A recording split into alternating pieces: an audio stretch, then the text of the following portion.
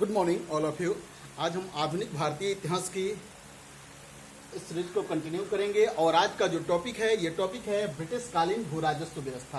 पिछली क्लासों में हम लोगों ने आधुनिक भारतीय इतिहास से संबंधित कई सारे टॉपिक पढ़े हैं और पिछली क्लास में इससे पहले हम लोगों ने पढ़ा था भारत में ब्रिटिश कालीन आर्थिक नीतियों का प्रभाव या भारत पे ब्रिटिश आर्थिक नीतियों का प्रभाव, किस तरह से भारत ब्रिटिश आर्थिक नीतियों के फलस्वरूप दलित से दलित होता गया, गरीब से गरीब होता गया, कैसे किसानों की हालत बद से बदतर होती गई, कैसे भारत को ब्रिटिश नीतियों के फलस्वरूप बड़े बड़े अकालों को झेलना पड़ा और बड़ी बड़ी महामारियों को झेलना पड़ा और उसमें ब्रिटिश सरकार की ये नीतियां महत्वपूर्ण रोल निभा रही थी कैसे, ये पिछली क्लासों में हम लोगों ने समझा।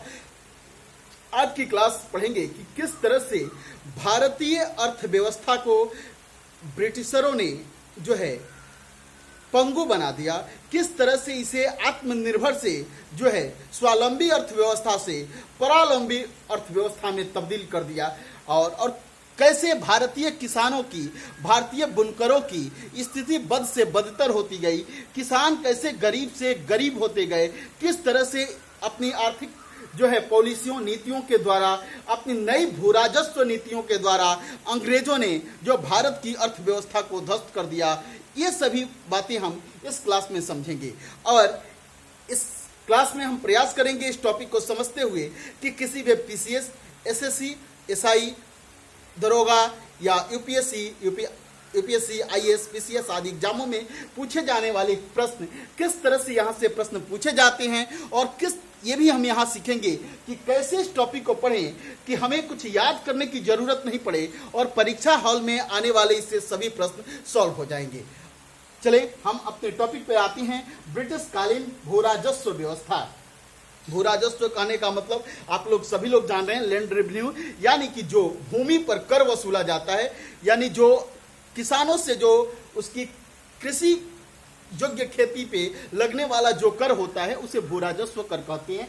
अब देखें, औपनिवेशिक काल से पूर्व जो है भारतीय अर्थव्यवस्था कैसी अर्थव्यवस्था थी, तो औपनिवेशिक काल से पूर्व भारतीय अर्थव्यवस्था एक आत्मनिर्भर अर्थव्यवस्था थी। आत्मनिर्भर अर्थव्यवस्था कहने का तात्पर्य है कि ब्रिटिश काल यानी औपनिवेशिक काल यानी ब्रिटिश काल के पहले, यानी जब तक ब्रिटिशरों का राज्य 1757 से पहले भारत पर ब्रिटिश नीतियां लागू नहीं थी और ब्रिटिशरों का राज्य नहीं हुआ करता था, उससे पहले कि क्या स्थिति थी हमारी, तो उसके पहले हमारी जो अर्थव्यवस्था थी वो आत्मनिर्भर थी। हमें किसी से किसी चीज की आयात नहीं करने पड़ते थे।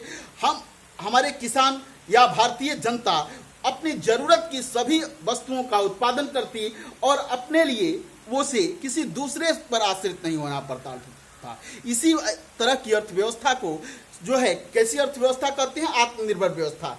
अगर किसी बाजार की जरूरत भी पड़ती तो छोटे स्तर पर ही हमारे लोगों के, भारतीयों के काम चल जाते थे छोटे बाजारों से। अगर कहीं दाल का उत्पादन ज्यादा हुआ तो कहीं पे चावल का उत्पादन किसी गांव में ज्यादा होता था, कहीं सब्जी का उत्पादन, ऐसे ही जो है भारतीयों के कार्य चल जाते थे। इस अपनी जरूरत के लिए उसे दूसरे पर निर्भर नहीं होना पड़ता था। ऐसी अर्थव्यवस्था को ही आत्मनिर्भर अर्थव्यवस्था या स्वावलंबी अर्थव्यवस्था कहते हैं। और परावलंबी अर्थव्यवस्था कैसे परावलंबी अर्थव्यवस्था में किस तरह से अंग्रेज अपनी नीतियों द्वारा भारतीय अर्थव्यवस्था को तब्दील कर रहे हैं, ये पिछले क्लासों में पढ़ा। और आज हम इनकी भू राजस्व नीति पढ़ेंगे कि कैसे किसानों को मजदूर बना दिया अंग्रेजों की ये आर्थिक नीतियों ने। अब देखिए कि अंग्रेजों ने परंपरागत कृषि ढांचे को नष्ट कर दिया। जो हमारी परंपरागत जो है आत्मनिर्भर अर्थव्यवस्था को पैदा करने वाली जो कृषि थी, जो हमें आत्मनिर्भर बनाने वाली कृषि व्यवस्था थी, उस व्यवस्था को औपनिवेशिक सरकार ने ध्वस्त कर दिया। अब क्या किया, अपने लाभ के लिए भू राजस्व निर्धारण एवं संग्रह के लिए, अपने लाभ के लिए, यानी कंपनी कोई भी औपनिवेशिक जो भी देश किसी दूसरे देश को उपनिवेश बनाता है तो उपनिवेश का अर्थ ही, उद्देश्य ही होता है कि उस औपनिवेशिक देश का जो है, जिसे उपनिवेश बनाया है, उस देश का शोषण करना। तो ब्रिटिशरों ने हमें अपना उपनिवेश बनाया था, इसका उद्देश्य ही था भारत का आर्थिक शोषण। अपने आर्थिक हितों की पूर्ति के लिए, भारत का आर्थिक रूप से शोषण करने के लिए अंग्रेजों ने भूराजस्व नीति बनाई और भूराजस्व का नए तरीके से निर्धारण किया और संग्रह का तरीका भी इन लोगों ने बदल दिया। अब देखेंगे कि अब इस तरीके बदलने के फलस्वरूप कैसे भारतीय किसान जो है दलित से दलित होते गए, गरीब से गरीब होते गए। ऐसे तो किसानों का हर दौर में शोषण होता है, लेकिन औपनिवेशिक दौर में कुछ ज्यादा ही जो है राजतंत्रात्मक दौर से कुछ ज्यादा ही शोषण इस दौर में हुआ। अब देखिए कि 1764, आप लोगों को याद होगा कि 1757 में, पिछली क्लासों में हमने प्रकाश डाला था कि 1757 में प्लासी का युद्ध हुआ था। 1757 में प्लासी युद्ध के बाद अंग्रेजों का जो है आधिपत्य बंगाल पे शुरू हो गया। इसी क्रम में 1764 ईस्वी में एक युद्ध होता है, बक्सर का युद्ध। इस युद्ध के बाद एक संधि हुई जिसे इलाहाबाद की संधि कहते हैं। 1765 ईस्वी में इलाहाबाद की संधि हुई थी। 1765 ईस्वी में 2 इलाहाबाद की संधियां हुई। इन 2 संधियों के माध्यम से अब बक्सर युद्ध के पश्चात इलाहाबाद की संधि के बाद जो है कंपनी बंगाल का 1765 ईस्वी में बंगाल की दीवान बन गई। दीवान कहने का मतलब है कि बंगाल की जो राजस्व वसूलने का जो अधिकार हुआ, जो वित्तीय अधिकार हुआ बंगाल का, वो किसके पास चला गया? तो कंपनी के पास। समझ में आ गया? दीवान बनने का मतलब कि वित्तीय अधिकार कंपनी के पास। और पिछली क्लासों में हम लोगों ने विस्तार से पढ़ा था कि इसी दीवान बनने के साथ ही बंगाल में क्लाइव ने 1765 ईस्वी में द्वैध शासन व्यवस्था स्थापित कर दी थी। और द्वैध शासन व्यवस्था में आप जानते हैं कि दीवानी अधिकार जो है कंपनी के पास रहा और फौजदारी जो अधिकार था वह बंगाल के नवाब के पास रहा। यानी कि सभी तरह के दायित्व जो थे वो बंगाल के नवाब के पास रहे और सभी तरह से पैसे वसूल करने के जो अधिकार थे वो किसके पास रहा? तो कंपनी के पास रहा। तो कंपनी पैसा तो जनता से वसूल कर लेती थी भू राजस्व और टैक्स के रूप में, लेकिन जनता के कल्याण के लिए एक भी पैसा कंपनी खर्च नहीं करती थी। ऐसी ही व्यवस्था 1765 से लेकर 1772 ईस्वी तक बंगाल में द्वैध शासन व्यवस्था चली। और इस व्यवस्था को ही क्या कहते हैं, किस नाम से जानते हैं? द्वैध शासन व्यवस्था। किसने शुरू की थी? क्लाइव ने शुरू की थी। और 1772 ईस्वी में वारेन हेस्टिंग जब बंगाल का गवर्नर बनता है तो 1772 ईस्वी में वारेन हेस्टिंग ने द्वैध शासन व्यवस्था को समाप्त कर दिया। अब देखिए 1765 ईस्वी में क्लाइव ने द्वैध शासन शुरू किया। और द्वैध शासन समझ गए? ऐसे नहीं समझ में आई होगी तो इस पर मैंने विस्तार से जो है द्वैध शासन व्यवस्था पर एक क्लास लिया है, उस क्लास को देखें, आपको बेहतर समझ में आएगा। अब देखिए 1772 में वारेन हेस्टिंग ने इस द्वैध शासन व्यवस्था को समाप्त कर दिया। क्लियर हो गया? 1772 में वारेन हेस्टिंग ने एक नई भू राजस्व व्यवस्था, नई लगान नीति, नई लैंड रेवेन्यू वसूल करने का एक नई पद्धति, नया सिस्टम डेवलप किया। इस सिस्टम को क्या कहते हैं? इजारेदारी प्रथा। याद रखेंगे, यहां से प्रश्न बार बार पूछे जाते हैं कि इजारेदारी व्यवस्था बंगाल में किसने लागू किया था? तो वारेन हेस्टिंग ने इजारेदारी व्यवस्था लागू किया था। और इजारेदारी व्यवस्था है क्या? तो यह भूमि टैक्स वसूल करने का की एक प्रथा थी, एक सिस्टम था, एक पद्धति थी, एक व्यवस्था था, जिसके तहत जो है वारेन हेस्टिंग किसानों से लगान वसूला करता था। इस लगान वसूल करने की व्यवस्था को क्या कहते थे? इजारेदारी व्यवस्था। इसे एक और नाम से जानते हैं, फार्मिंग सिस्टम। अब देखें आईएएस की एग्जाम, यूपीएससी एग्जाम कंडक्ट होती है, आप सभी लोग परिचित हैं। आईएएस के एग्जाम में एक बार प्रश्न पूछा गया कि इस फार्मिंग सिस्टम व्यवस्था किससे संबंधित है? अब बिल्कुल देवनागरी लिपि में लिखा था ऐसे ही, फार्मिंग सिस्टम किससे संबंधित है? तो जो स्टूडेंट केवल यह जानते थे कि वारेन हेस्टिंग ने इजारेदारी व्यवस्था लागू की थी और यह व्यवस्था भू राजस्व से संबंधित थे, उनके लिए तो आसान रहा। लेकिन जब से 2011 के बाद यूपीएससी ने जो है अंग्रेजी का दबदबा जो है बढ़ा दिया है, तब से क्वेश्चनों पर, तब से इस तरह से प्रश्न पूछे जाते हैं जो कि हिंदी भाषी स्टूडेंटों के लिए काफी परेशानी क्रिएट करते हैं, प्रॉब्लम क्रिएट करते हैं। तो ये देखेंगे, ये भी आप याद रखेंगे कि फार्मिंग सिस्टम क्या था? तो यह भू राजस्व व्यवस्था थी। कई फार्मिंग सिस्टम क्या था, तो ये टैक्स व्यवस्था, भूमि कर वसूल करने वाली व्यवस्था है। क्लियर हुआ। इजारादारी व्यवस्था क्या है, तो भू राजस्व वसूल करने की एक व्यवस्था है, सिस्टम है, प्रथा है। इसी के तहत भू राजस्व। अब इसमें क्या होता था, थोड़ा सा शॉर्ट में समझें कि इसमें अधिकतम बोली लगाने वाले ठेकेदार को, ठीक है, एक निश्चित क्षेत्र की भूमि 5 वर्ष के लिए ठेके पर दे दी जाती थी। यानी इसी ठेके को क्या कहते थे, 5 वर्ष के लिए इजारे पर दे दी जाती थी, और इस व्यवस्था को इजारेदारी व्यवस्था कहते थे। क्लियर हुआ। पहले क्लाइव ऐसी व्यवस्था शुरू किया, लेकिन वह 1 साल के लिए करता था, लेकिन वारेन हेस्टिंग ने इस व्यवस्था को कितने वर्ष के लिए कर दिया था, 5 वर्षों के लिए। क्लियर।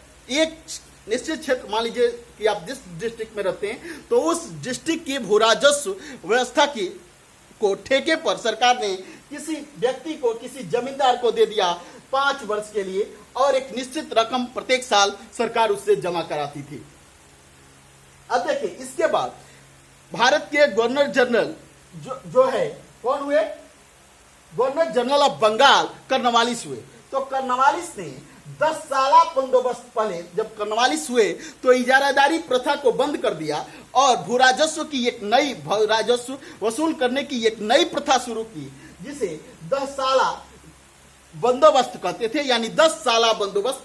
यह बंदोबस्त ये वारेन हेस्टिंग ने 5 वर्षों के लिए किया था, और कर्नवालिस ने यह बंदोबस्त 10 वर्षों के लिए किया। समझ में आ गया।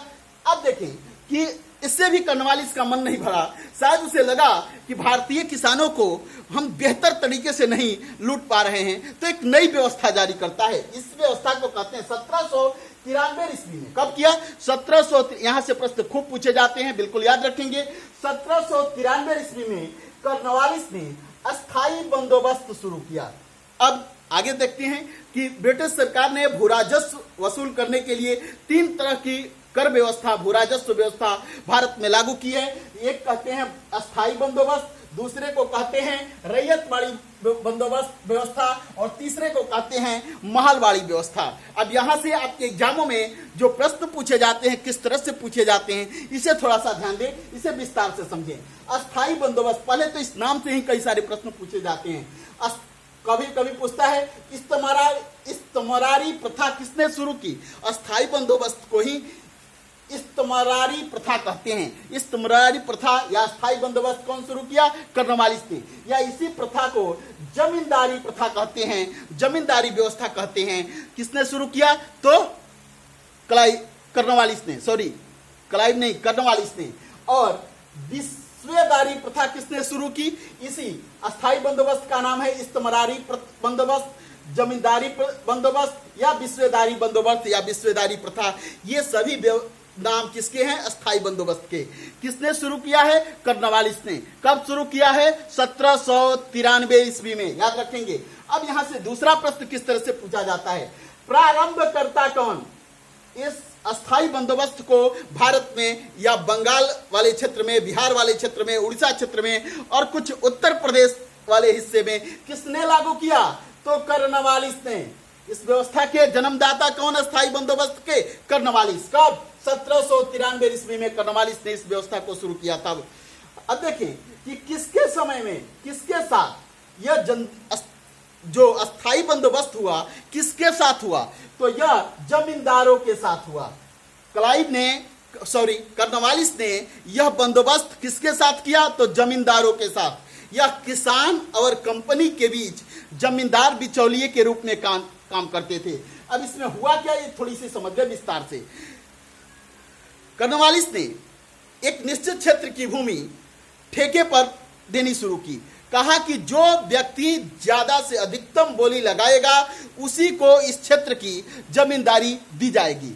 अब देखें कि जो, मान लीजिए कि सपोज करो कि ये क्षेत्र है और इस पर एक बी नाम का जमींदार जो है बोली लगाता है, और बी नाम का जमींदार यह अधिकतम बोली, यानी सपोज करो कि 100 लोगों ने 99 रुपए की बोली लगाई और बी जमींदार जो है 110 की बोली लगाता है, तो यह क्षेत्र बी जमींदार को प्राप्त होता था। क्लियर हुआ। अब देखेंगे कि भूमि का मालिक कौन होता था। अब देखें, क्लियर हुआ। जमींदारी में क्या होता था तो जमींदार को इस क्षेत्र की भूमि दे दी जाती है, सपोज कर किसी जिले में आपको, तो उस पूरे जिले की भूमि को, राजस्व वाली भूमि को नीलाम एक तरह से ठेके पर जो है अधिकतम बोली लगाने वाले जमींदार को दी जाती थी। और इसके साथ ही अंग्रेजों को एक और भी फायदा हुआ इसमें कि नए नए जमींदार पैदा हुए, और ये जो नए जमींदार थे वो केवल कंपनी के प्रति उत्तरदायी थे। ब्रिटिश कंपनी के प्रति, ब्रिटिश शासन के प्रति उसकी जिम्मेदारी होती थी। किसानों से उनका कोई लगाव नहीं होता था। अब देखिए, जो पुराने जमींदार थे वो किसानों के बीच रहा करते थे और किसानों से की दुख दर्द को समझते थे। कभी सूखा पड़ गया, अकाल पड़ गया, उस समय जबरन किसानों से कर टैक्स नहीं वसूला करते थे। लेकिन अब ये 110 रुपये इसे प्राप्त करना है तो कैसे भी लठ के बल पर भी ये 110 रुपया प्राप्त करता था। अब देखें कि इसमें भूमि का मालिक कौन रहा इस अस्थायी बंदोबस्त में, तो भूमि का मालिक जमींदार हो गया। पूरे अगर जिस जिले में का ठेका इस जमींदार को, अस्थायी बंदोबस्त के तहत जिस जमींदार को इस क्षेत्र का भू राजस्व वसूल करने की जिम्मेदारी दी जाती थी, वह जमींदार उस पूरे जिले के भूमि का स्वामी हो जाता था। मात्र जो है कृषकों का भूमि पर अधिकार शून्य सा हो गया। इसका स्वामित्व किसके पास चला गया? जमींदार के पास। यदि आप जमींदार को लगान समय पर नहीं देते तो आपके जमीन को हड़प लेने का अधिकार, किसान के जमीन को उससे छीन लेने का अधिकार जमींदार को हो गया। अब देखें, अब इसमें होता क्या था? कर का निर्धारण कितना, कर का निर्धारण यानी टैक्स कितना लिया जाता था जनता से, यह निश्चित नहीं था। अधिकतम बोली के द्वारा जमींदार उस भू राजस्व क्षेत्र की बोली लगाकर उस ले लेता था और अपने मन मर्जी से जमींदार किसानों का शोषण करते, जिससे किसानों की स्थिति बद से बदतर हो गई। किसान मजबूर हो गए मजदूर बनने के लिए। किसानों ने भूमि पर कृषि करना बंद कर दिया और कंपनी के जो है कंपनी की नौकरी करना स्वीकार कर लिए। कंपनी के यहाँ जो है मजदूर बनकर वर्क करना स्वीकार कर लिए। अब देखेंगे यहाँ जमींदारों को कुल लगान का 11/10 हिस्सा। अब देखें कि यदि जो भी बोली लगती थी उस बोली के कुल रकम का 11/10 हिस्सा जमींदार को किसके खजाने में जमा करना होता था? कंपनी के खजाने में। और कंपनी को देना होता था और 1/11। यहां से प्रश्न खूब पूछे जाते हैं कि जमींदार को कंपनी को कितना लगान देना पड़ता था, तो कुल वसूले गए लगान का 11/10वां हिस्सा जो है किसे दे दिया जाता था? कंपनी को। और जमींदार कितने रखते थे? कुल लगान का 1/11वां हिस्सा अपने पास रखता था वसूल करने के एवज में। अब देखें कि यहां से एक प्रश्न यह पूछा जाता है कि अस्थायी बंदोबस्त किस किस क्षेत्रों में लागू था? तो बंगाल, बिहार, उड़ीसा। बिल्कुल आप देखेंगे, अगर ये भारत का इस तरह से मैप है और यहां देखेंगे तो बिल्कुल बंगाल है, इससे सटे हुए क्षेत्र में बिहार है, यहां उत्तर प्रदेश है और यहीं पर जो है पहले झारखंड भी हुआ करता था तो झारखंड में भी था और इसके नीचे उड़ीसा। तो ये क्षेत्र था बिहार, बंगाल, बिहार, झारखंड, उत्तर प्रदेश और ये है आपको कौन सा क्षेत्र? उड़ीसा। इस क्षेत्रों पर जो है अस्थायी बंदोबस्त लागू था। लेकिन उत्तर प्रदेश में केवल वाराणसी तक ही लागू था। बिहार से सटे शुरू करें और वाराणसी तक यह लागू था यह व्यवस्था। बाकी उत्तर प्रदेश में अस्थायी बंदोबस्त व्यवस्था लागू नहीं थी, यानी पश्चिमी उत्तर प्रदेश में अस्थायी बंदोबस्त लागू नहीं था। अब देखें कब तक जमींदार बना रह सकता था। अब यह प्रश्न होता है कि यह जमींदार कब तक बना रह सकता है अपने इस पोस्ट पर? कब तक बना रह सकता है? जब तक वह लगान समय से कंपनी के खजाने में जमा करता रहे। अब इससे संबंधित एक और टर्म आता है सूर्यास्त का नियम। यह क्या है थोड़ा समझें। ब्रिटिश सरकार ने कहा था, एक लगान का एक निश्चित दिन तय कर दिया था कि आपको इस दिन जो है जमींदारों को उस दिन लगान वसूल करके कंपनी के खजाने में जमा करना होता था। यदि जमींदार उस दिन सूर्य अस्त होने के पहले तक इस राजस्व को कंपनी के खजाने में नहीं जमा करते तो उनकी जमींदारी नीलाम कर दी जाती थी। इसी को और दूसरे को दे दी जाती थी, अधिकतम बोली लगाने वाले को। इसी व्यवस्था को सूर्यास्त व्यवस्था कहते हैं। तो अब प्रश्न पूछता है कि सूर्यास्त व्यवस्था किससे संबंधित है? अस्थायी बंदोबस्त से। अब देखिए कुल ब्रिटिश भारत कहने का मतलब है कि जिस समय कंपनी ने भारत पर आधिपत्य किया था, पूरे भारत पर कंपनी का शासन नहीं चल रहा था, कुछ हिस्सों में चल रहा था। तो जिस जिस हिस्सों पर कंपनी का अधिकार था, British company east India company का अधिकार था, उस हिस्से को ब्रिटिश इंडिया या ब्रिटिश भारत कहते थे। तो कुल ब्रिटिश भारत के 19% भूभाग पर, कितने भूभाग पर? 19% भूभाग पर कौन सी व्यवस्था लागू थी? अस्थायी बंदोबस्त। क्लियर हो गया। अब देखिए रैयतवाड़ी व्यवस्था, रैयतवाड़ी से क्यों कहते हैं? यह भी भू राजस्व व्यवस्था है। प्रारंभकर्ता कौन है इसमें, ये देखेंगे तो कैप्टन रीड। कौन है? कैप्टन रीड और टॉमस मुनरो। वहां पे कौन प्रारंभकर्ता? कर्नवालिस अस्थायी बंदोबस्त का। किसके साथ बंदोबस्त हुआ था यह? तो किसानों के साथ। किसानों को रैयत कहते हैं, इसीलिए इस व्यवस्था को रैयतवाड़ी व्यवस्था कहते हैं। और यहाँ पे किसके साथ हुआ? जमींदारों का। स्थायी बंदोबस्त में जमींदारों के साथ, लेकिन रैयतवाड़ी में किसके साथ? किसानों के साथ हुआ। अस्थायी बंदोबस्त में मालिक कौन? जमींदार हुआ करता था, लेकिन रैयतवाड़ी व्यवस्था में जमीन का मालिक, भूमि का स्वामी कौन? तो स्वयं किसान हुआ करता था। अब देखिए भूमि का मालिक कौन? तो किसान। लगान की दर क्या थी? तो 33% से लेकर 55% तक रैयतवाड़ी व्यवस्था में कंपनी जो है किसानों से लगान वसूल करती थी। सर्वप्रथम प्रश्न यहां से खूब पूछे जाते हैं कि रैयतवाड़ी व्यवस्था सर्वप्रथम किस क्षेत्र में शुरू हुई थी? तो मद्रास में। कब? 1792 ईस्वी में। किसने शुरू किया था? कैप्टन रीड ने शुरू किया था। 1792 ईस्वी में मद्रास में कैप्टन रीड ने इस रैयतवाड़ी व्यवस्था को शुरू किया। तमिलनाडु के बरामहल जिला में शुरू हुआ था। कहां? बरामहल।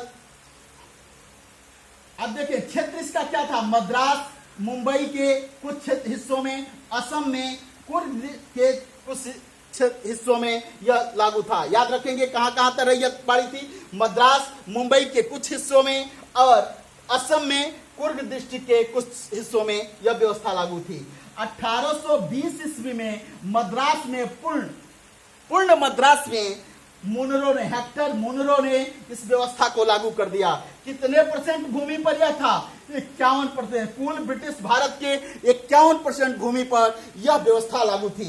अब यहां देखेंगे कि जमींदारी व्यवस्था कुल कितने क्षेत्र पर लागू थी? तो 19% पर। अब देखिए महालवाड़ी। महाल का अर्थ होता है पूरा गांव को महाल कहते हैं। तो महालवाड़ी व्यवस्था यह भी एक भू राजस्व व्यवस्था है। प्रारंभकर्ता कौन? ये भी नाम याद रखेंगे। Holt McKenzie.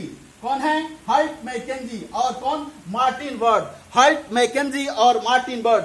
इस अस्थायी बंदोबस्त को कर्नवालिस ने शुरू किया। रैयतवाड़ी व्यवस्था के जन्मदाता कैप्टन रीड और मुनरो हैं, और महालवाड़ी व्यवस्था के जन्मदाता हल्ट मैकेंजी और मार्टिन बर्ड हैं।